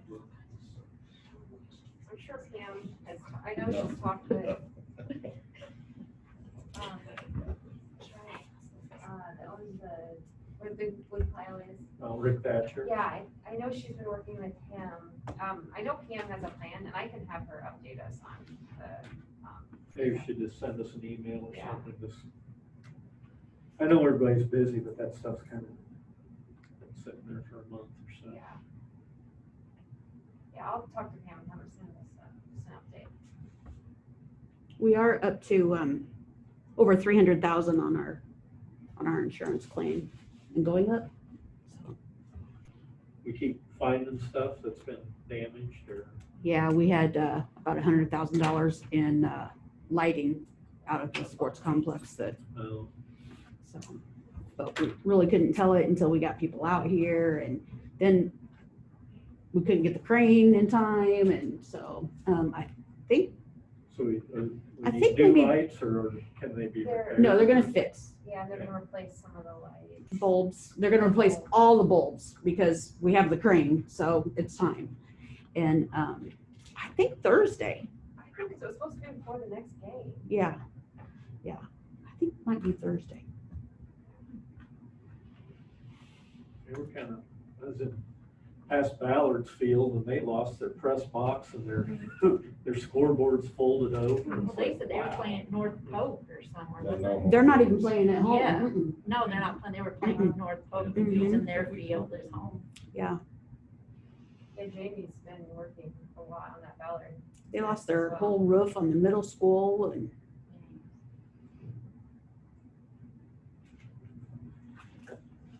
Okay, I see, I guess in the bills, it looks like we're sharing with Nevada on the transportation. Does that seem to be working good or? Yeah, I mean, Jason, I think was just here yesterday, doing some stuff. Yeah. There was some question about a flat tire or a tire that needed repair. a dual A went flat when And- Mr. Vaughn was driving it. Cross-country Mhm. Yeah, and so they were gonna, Jason was gonna have a guy come fix it, and then he had, Deb check with, Neckley. Neckley's, and Neckley's actually were a little bit cheaper, so then they said, well, that's fine, so we'll just have Neckley's fix it instead of the guy that Nevada was gonna. Yeah, because Nevada was just gonna have a company too, Just so. Just come out and do it, Yeah. and so, yeah, I mean, I think it's going okay. Seems to me anyway. I know Kevin takes a lot of stuff. I was gonna say, we got all the buses over there before school started to Yeah. do their Yeah, state yeah, I think maintenance. I think Yeah. maybe Kevin had a little bit of question of, Like, what's really the what does that role? look like? What does that position look like? And so I explained to him, I said, well, I would look at it as this guy's a Meckley, so instead of Meckley, we're taking it to this guy because he thought that this guy should be here during our bus inspections and all that. I said, well, Meckley wasn't ever here during bus inspections, and I said, I would just, he's not How our, often do we have those bus inspections? twice a year. And, I guess if you could, it would be nice, 'cause, I mean, yeah, 'cause he doesn't when we see. went and looked at because we have the list, Mhm. from the state inspection. Right. And he and I went and looked at the buses and there was some question. It's like, well, is that what they were looking at? I mean, if a person was there in person and they said like that shock's leaking, and then we determined like, no, I think that was the last time the oil was changed, the oil ran down on the frame. Yeah. rail. Mhm. So I mean, if it would work, I guess it would be nice if he could. be So he had asked him, and that's how this discussion came about, was he had asked him, and the guy, he's not real overly excited about coming here. He would prefer that we all go there, and so the answer was no. And so then that's when Kevin asked me, what is it he's supposed to be doing? Is he supposed to be coming here part-time, or isn't he? Or, what does that look like? And I said, well, he's not on our payroll. He's not our employee. This is sort of just like a third-party vendor, like it would be with Meckley's or whatever. So I think we got that cleared up now. Okay. I could email Jason and ask him if he's available. I can find out what the date. Do you know, well enough in advance when those inspections will be? that- Yeah, we know. Plan Mhm. Deb Based on knows. his availability and Yep. stuff. Like, Yep. does Deb go out when they do the Nope. inspections? So she No, and Yeah, what they she's our do is education they director. have Kevin there, and then they ask Larry Schmidt too, I guess, to help. Yeah, I can. No, Deb never has. I can reach out to Jason Sampson and Yeah. see if he would be willing. I guess I think it personally would be beneficial if you could.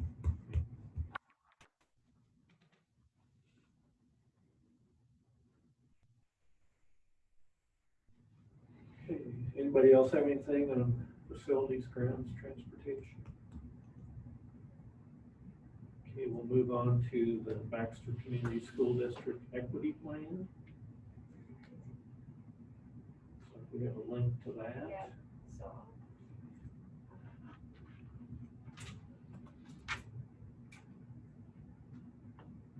I read through it and I tried to make any updates. There's just not a lot of changes. It's really just the same from year to year. So I tried to find where, like I just noticed one still said 2019, just to change that up. I think this is just a yearly thing that we always approve. Keep it updated. Yeah. Well, I think you have to look at your policies and all that, like, those dates are old. Like when you look at that equal employment opportunity down at the bottom, it says the last time we reviewed it was 11. We have to do it every 3 years. So if we're looking at these, like as they're part of the board policy, because they're all board, so would they have been updated the last time they were in? Not in the equity plan. I mean, so the board policy is updated in board policy, but wherever the equity plan is, you're gonna have to go through, or whatever, plans have board policies in them, you have to update those as well. So if we approve So like it- this one was last reviewed in 2017, 18, 2018. Yeah, 2018, because we'll do it again next year. So we just need to go back and Update look the at policy board dates. Policy manual and code and make sure that Mhm. the dates are correct there. Yep.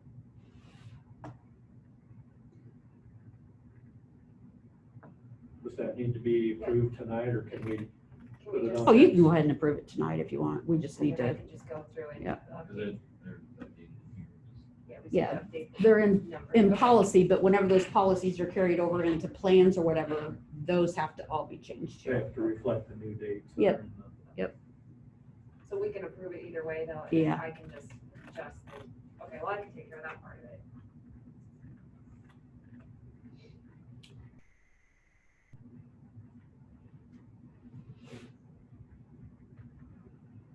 Do we have a motion to approve the equity plan as amended to include the current dates out of the board policy manual? Do we have a second? All in favor, aye. Opposed, same sign. Motion's approved.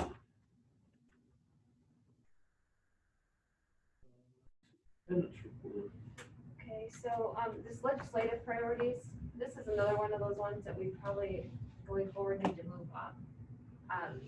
Cause it was in this month last year as well, but then I got an email saying, hey, get those in, so they should have been in. So, from here on out, we'll move it up to the August meeting. But, I sent these out to you the other day, so if you had a chance to take a look at those, we just need to pick your top 4 and I'll submit them.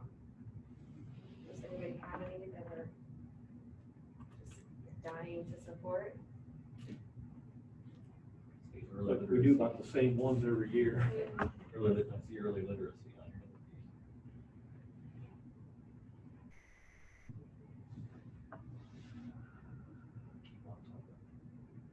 I think mental health too. Yeah, I think it's in the same place last year. I think we're usually doing about the supplemental aid too, which is 19. Yep.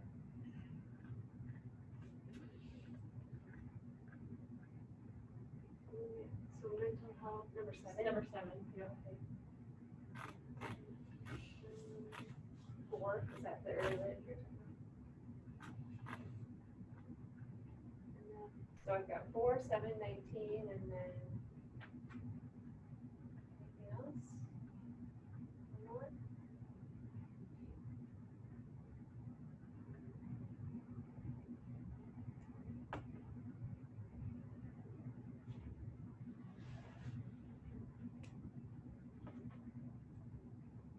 I'll bet number 26 gets on there from a lot of other schools. Yeah, I thought about that as well. Oh, man. Oh, yeah. Yeah. There's kind of like news cameras here, like watching our meeting Yeah. tonight. Zoom isn't so bad with like two people on besides us. Well, the sharing reorganization, not necessarily the organization part, but the sharing of The operational sharing. operations. I don't know if that's would fall into that. So we got our 4. You get regional school, we have to- Okay, so we good with 4, 7, 19, 29? That was, Good. all right. Yep. Okay, I'll get those submitted. Okay, let's talk about the convention. The Iowa School Board Convention, it's all virtual this year. So I just wanna know how you feel about that. Like, SAI, they just did not go this year, cause it's like, I don't wanna pay that much money to sit and watch a Zoom. So are you guys good with just skipping this year, or does anybody wanna go? It's up to you guys. We can't, I haven't even looked, do they have an agenda now? Yeah, I think they do. I think I saw this. I hear what you're saying, I mean. I think you sitting can- in Zoom- I think that you don't have to do it as a group when it's like this, if you look at the agenda and you decide, oh, I'd like to see this or see that, then you could just let me know, and I mean, I can sign you up for it and pay for it or whatever, so. Because it might be that you don't have to sign up for the whole day, but you can sign up for just certain sections. sessions. Well, yeah, because I I'm sure there's gonna be good material in there, so I don't wanna just not do it, but there's probably certain topics that would be. I can send you an agenda. When do we have to be signed up by, Julie? Oh, I think it's like pretty close to the date. yeah, when you're doing So if we online come, thing. Let's say next meeting, Yeah, if we somebody Yeah. wants to attend, you can. Yep. We'll talk about it. Yep. And then I put in there too, we also usually go out for dinner, but I don't know how everyone feels about that. I know some people are just like not eating out at restaurants at all, and so like, I don't know if we still want to get together. Think about it, how about that? Think about it, and then we can commit next month. Okay, what we're gonna do. Does that sound fair? Yep. Okay. All right, just typical stuff. School year's gotten off to a pretty good start. It looks, obviously crazy, and Jason and Rob have talked about all that. But I do want you to click on the COVID data sheet. So, these were just like a couple of dates I put in, or a couple of things we put in so far, and these are like actual real data. And I haven't updated it today or anything, but my thought was I would do it once a week and just have that in there. And at the bottom, when it says view charts here, you can click on that, and then Heartland put this together for districts. And so it'll show a graph, so people can just see, where we're at. Just another way to display our data. And then if you want to get, I'm gonna just get on here. I've been trying to update our website a little bit. Oh, not I personally, like Greg has been a great help for it. I'm just gonna, you just click on that link that's stuck in there. That'll take you to our website. And so I've been having him just clean up some things. And I put you right there on the COVID one. And so I've added a lot of the emails I send home, I just send them, but then actually Kim and I visited, and we talked about, it might be nice to capture those somewhere, so I tried to put those on a Google Doc. Oh, is that there's an informational thing from Heartland on that thing too. So just tried to put everything in one spot, so you can click on any of those, like, I don't know. When to stay home, when to return. Yeah, when to stay home, when to return.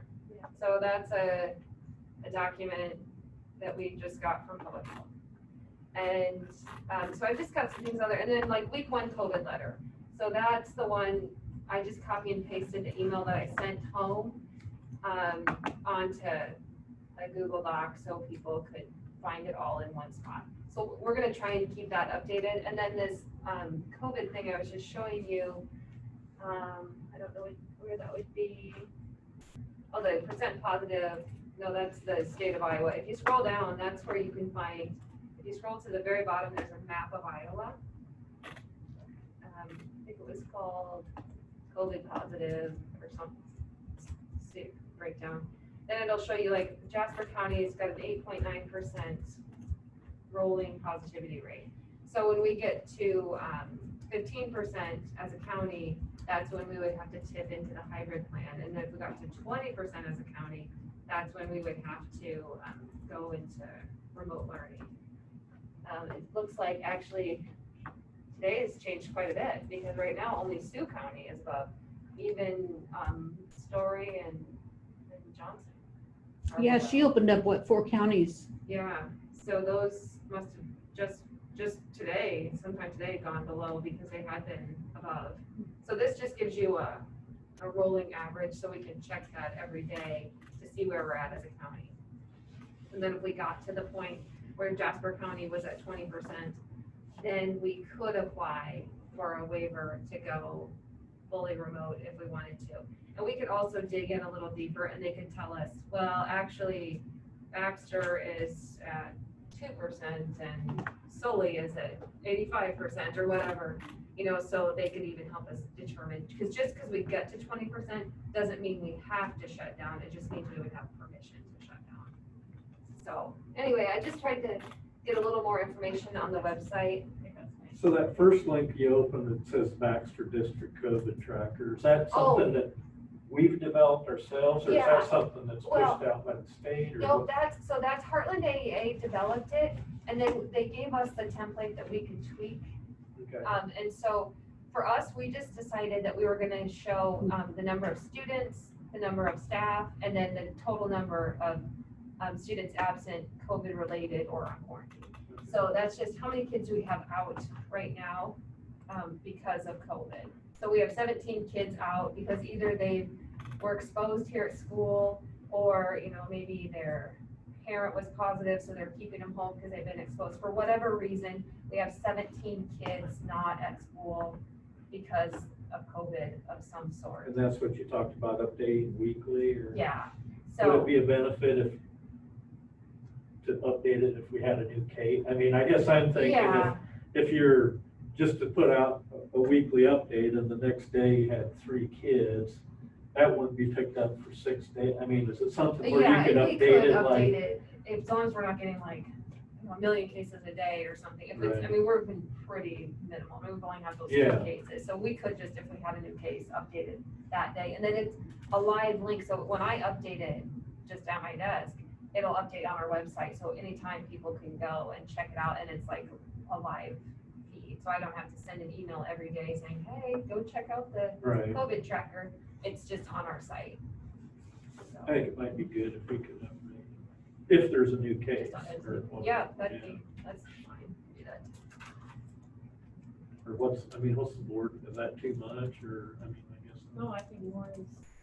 Yeah. I think families are gonna wanna see it. Yeah. Yeah. And hopefully we just, and if it's a week and we're still like 0 cases, I'll just probably just update it as it is. Or maybe you could So put like that- something in there, it's like, this chart will be updated based on new cases or at least weekly or something like that, so they know that Yes. how often. I mean, so if there is nothing new, at least every week we're gonna check in and say it's the same or what. Yeah, and at least too, then if we had at least every week, there'd be another data point on there so they could see our trend line is either 0 or, you know, going down or whatever. Because, you know, if we have less kids, because hopefully, even if we have 0 new cases, we should hopefully have less kids out, you know, as it goes down. Or, you know, if it spikes, we'll put that in there too. So, okay, yeah, I can definitely do that. So that was just an idea to try and just Yeah, get more information. get the in people's information hands. out, exactly.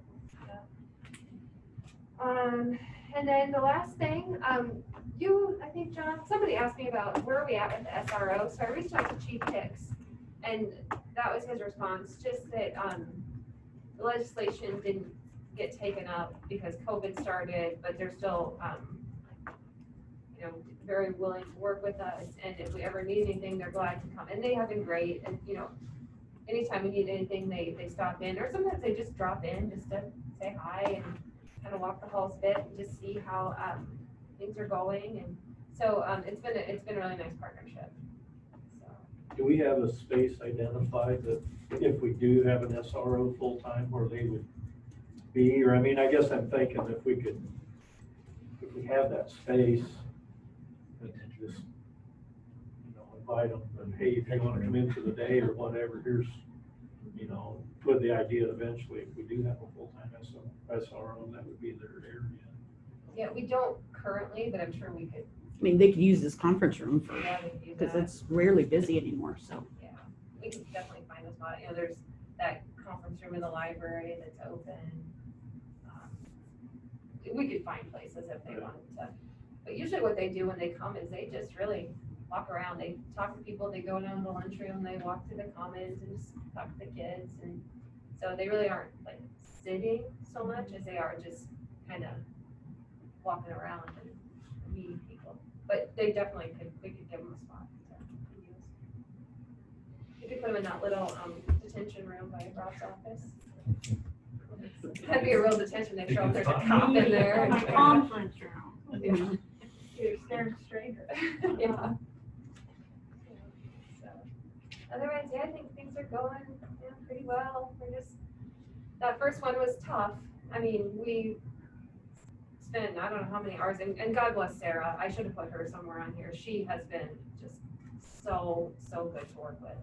She's, you know, like never before has the school nurse been so just integral, or at least they probably have and we didn't realize it, but now we realize the value of the school nurse. So she has been just fantastic to work with. And, you know, just trying to contact trace this first one was hard. And, you know, we thought we had things figured out, and then we don't. And, you know, then it's like happened to happen over a holiday weekend. So between, you know, Rob and Jason and me and Sarah and just county public health, they have been wonderful too. I mean, we have just been so lucky to have public health. We just keep hearing horror stories from other counties, and we've been just really fortunate here in Jasper County.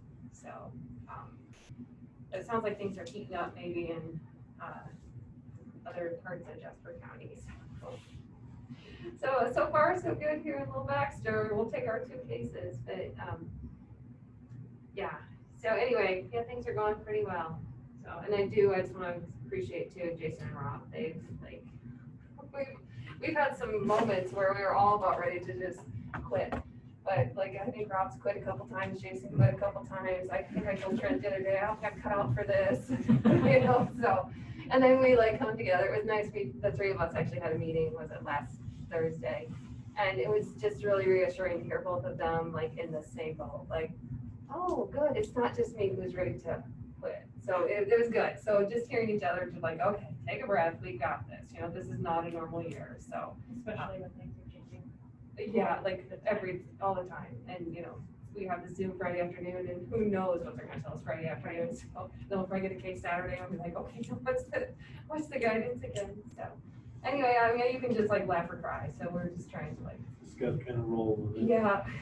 And I appreciate you guys too, like just all your like, when you hear stuff or your, you know, just positive comments, or like, hey, just know, I just saw this on Facebook, you might want to follow that. That is helpful, just knowing what the buzz is so that we can address things. So yeah, I guess we're just kind of all in it together, just trying to keep our head above water. So otherwise, I guess that's about it. It's only, gosh, 7:49. We're ready to wrap things up. Oh, and I just FYI, I sent out the link. We're going to use that same link all year long. And Julie and I just went ahead and adjusted the 2 dates for March and April. And, you know, we can approve it later if we need to or whatever, but we just moved it to the Monday, or the Wednesday before spring break, like we did the last couple years. And then we moved it to the So it's the second Wednesday in March and April. Because then the April one has to be before the budget's due. But that was adjusted on that link that we sent out to everybody. Otherwise, that's it. Board have anything? I realized who Keith that sounded familiar. Dorothy Johnson's Mhm. friend. Oh, Oh, yes, yes, yes, I looked him up, like, here's his picture. Yep, that's him. yes. He did like the Bulls. Oh, Yeah, he yeah. did. They went a lot. Mhm, Every game. mhm. Yeah, that was really sweet. I got an email from one of his kids, I assume. So I was just checking on that. Did we send the family a thank you? Well, I just found out about it, was it Yeah, we yesterday? just got it, so, Okay, yeah, we it's, sure Make will. sure we get that out. yep, and it'll be in the minutes. Good. Yep. Anybody have anything else? No, thank you all. Yeah, thanks, guys. Yes, everything you're doing. Okay, do we have a motion to adjourn? Do we have a second? Second. All in favor, aye. I like it. Opposed, same sign. Meeting's adjourned.